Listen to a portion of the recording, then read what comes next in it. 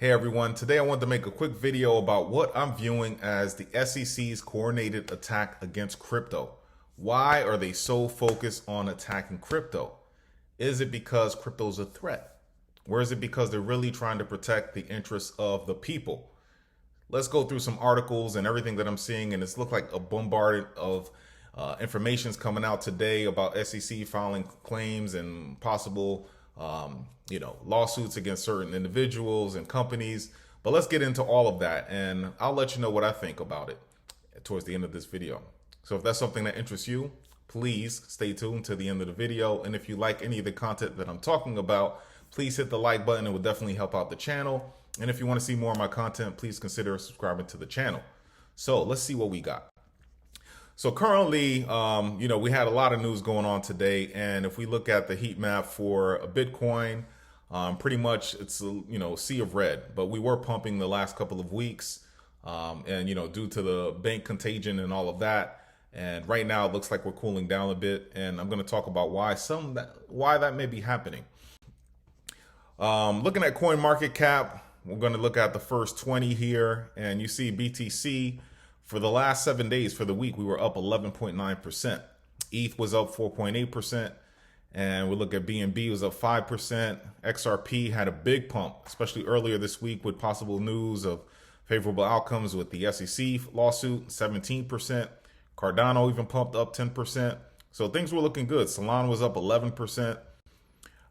Looking at Binance USD, well, we don't know what's going on with that, but Polkadot was up 3%. Litecoin up 14%. Avalanche up 7%. And we had Chainlink up 9%. So before I get into the SEC and their shenanigans, one of the biggest financial news stories of today was Jerome Powell in the US and the Fed rate. People were assuming that maybe because of all the banking issues, the contagion, and the Fed having to pump more money, more liquidity into the banking system, that maybe he wouldn't increase the rate. But true to his word, he said that they were going to fight inflation. Inflation is a silent thief. It's basically your purchasing power is diminished. If you're paying higher for everything that used to cost less money years ago, then basically you're not making the same money. And he said that their objective is to definitely limit that and bring it down and bring inflation down to 2%. Will that ever happen? I don't know, but that's the goal. So true to his word, he did increase 0.25 basis points. And I believe at this point now we're at 5% rate. And he indicated during the press conference that maybe there'll be one more increase, but he did say that he does not plan on cutting rates. And there were some talks around financial experts and in the markets that possibly there'll be a pivot because everything that's going on with the banking, and they sense maybe a collapse is coming, that the Fed will U-turn. In his press conference, he just said, no, that wouldn't happen. So that probably impacts what's going on with U.S. equities and the crypto market in itself. But he did say that in that press conference that it's going to be a bumpy road, and he couldn't confirm if it would be a soft landing or not. So, with him tightening the short-term interest rates, credit's going to be hard to come by. He anticipates people will spend less, and there may be more job cuts. So possibly a recession, we could be headed to that in the U.S. And all of that may not be good news for crypto or, stocks in itself. But, that's something we got to talk about. If we're investing in crypto, investing in something, whether it be stocks, you have to know what's going on macro. And right now, this is something we have to deal with. So now let's talk about SEC and Gary Gensler. So this came down today that SEC plans to send a Wells notice to Coinbase over some of their crypto products that they're marketing or selling on their website. So I didn't know what a Wells notice was. So I looked, what is a Wells notice? According to Wikipedia, a Wells notice is a letter that the SEC sends to people or firms at the conclusion of an SEC investigation that states the SEC is planning to bring an enforcement action against them. So Coinbase is one of the heavily regulated crypto exchanges, centralized crypto exchanges in the US. And everyone pretty much thought they would be safe from the SEC. And now we get this news. At first, they were attacking staking on the centralized exchanges. And now we have this. So I thought this was big news. And, on top of that, SEC continued feeling themselves, and they went after more people. Now they went after Justin Sun, the founder of Tron, as well as celebrities such as Lindsay Lohan, Little Yachty, and Jake Paul, to name a few. And the charges against Sun, they're saying that it was basically fraud and market manipulation. And then against the celebrities, they're saying that these celebrities violated security laws and touting cryptocurrencies, charged with illegally touting the crypto projects TRX and BTT. But they didn't disclose that they were being compensated for doing so and the amount of their compensation. So that's a violation. I believe late last year, Kim Kardashian was also accused of the same thing.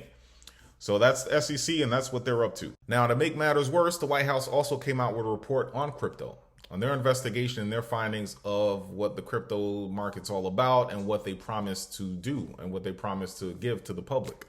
And the report went out to say that there are a number of claims and stated goals from the crypto industry, ranging from crypto's role as an investment vehicle and payment tools to its potential use in payment infrastructures. The report said that many cryptocurrencies do not have a fundamental value and noted other issues within the sector.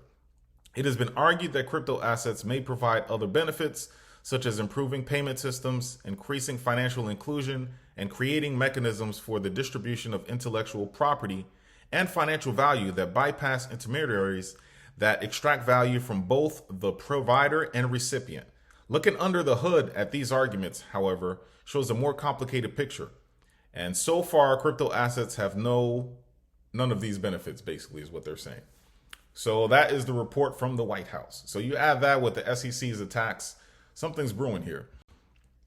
But it's not all doom and gloom. SEC, we're still fighting. You have Ripple still fighting a good fight. And according to their ongoing lawsuit with the SEC, they've had some good victories, good small victories. So one, SEC had an expert that they were going to call as a witness to testify why Ripple is a security, and the judge precluded him as a witness. So that's a big win. And then most recently, according to this tweet here, it says Ripple finally filed Voyage bankruptcy judge's decision. The judge uses abnormally strong language stating that U.S. regulators themselves cannot even agree on what criteria to use in deciding whether crypto is a security. So basically, Voyager token, the VGX, I believe it is, was, they're saying that it was a security, and then the judge was asking, well, why is it a security? And SEC could not answer the question. They couldn't answer the question, so the judge became heated, say, hey, how are you guys going to say something security when I ask you, why is it security? You can't give me an answer. Boom. So because of that news, Ripple ripped earlier this week, pardon the pun, because of this news, and people are thinking that they may ultimately win this against SEC. And I think it's going to be big for crypto. It needs to happen because, as you can see, SEC is going on a fishing hunt. They're going everybody. They're trying to get everybody, and they're trying to paint a big black eye on the crypto market. So hopefully I'm rooting for Ripple, and let's see what happens with that. In other good news, we have Texas and Florida. They are saying no to CBDCs. So Governor DeSantis mentioned something about this at the state level.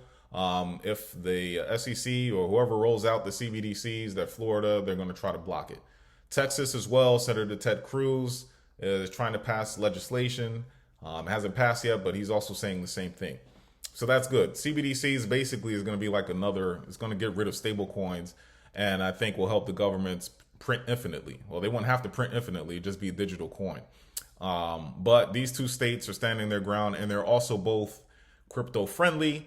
And so I like what they're doing regarding that. And also, we had all the bank drama from last week, and the Fed, they pumped money back into the banking system to ease everybody's fears and to calm down on the bank runs and to stop the contagion.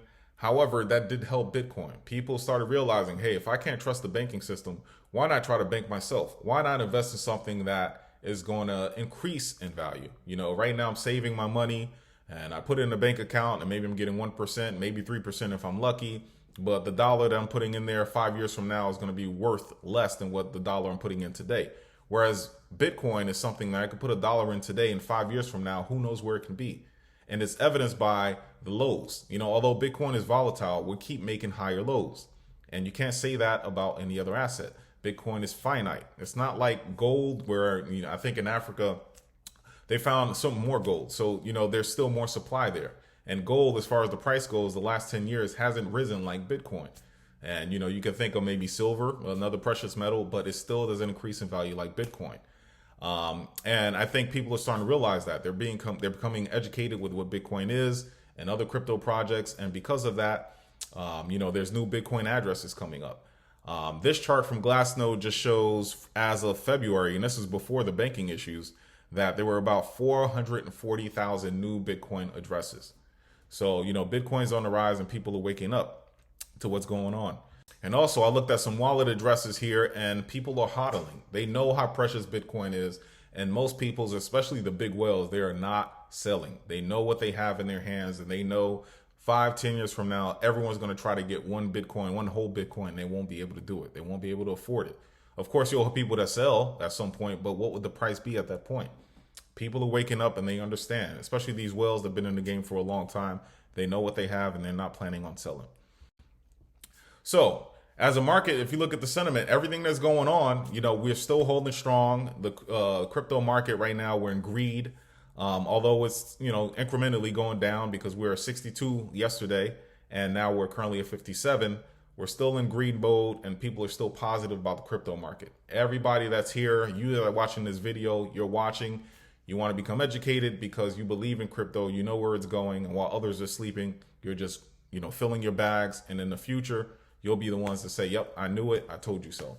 That's what it's all about. Right now, you know, it's time to, you know, millionaires are made during the bear market, and that's what you and I are trying to do right now. So invest in projects that you like.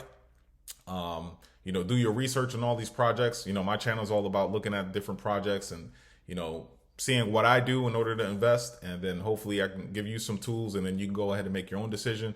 But right now, this is when millionaires are made. So we have the SEC and the government all ganging up on crypto. Why is that? Why are they ganging up on crypto? If crypto was inferior or wasn't a threat, do you think there'd be so much pressure and so much attention on crypto? I don't know. I know that, you know, crypto was usually seen or in the past seen as a Ponzi scheme, but now not so much. You have countries talking about crypto. You have states passing crypto laws or trying to pass favorable crypto laws. Right now, CNBC, if you look at the ticker, there's even a section for cryptocurrency. So I don't think that it's going away. So could it be because of the banking system failing or thoughts of it being failed, and then you have people rushing into crypto, specifically Bitcoin, that maybe people, let's just say they don't want you to invest in it. And why is that? And I think that's why we have to look further into it, look deeper into it and find out why not. There must be something there. Bitcoin gives you control. It doesn't give other people control. So I'm going to continue to invest in crypto, specifically Bitcoin, Ethereum, and some of my other favorite ones. And I'm going to DCA because, like I said, this is when millionaires are made. And if other people are trying to push you away from something, you got to ask yourself why. So guys, if you liked the video, please hit the like button. It definitely help the channel grow. And if you want to see more of my content, please subscribe and hit the notification bell to be notified when I come out with new content. I hope you have a good night. Stay safe. And until next time.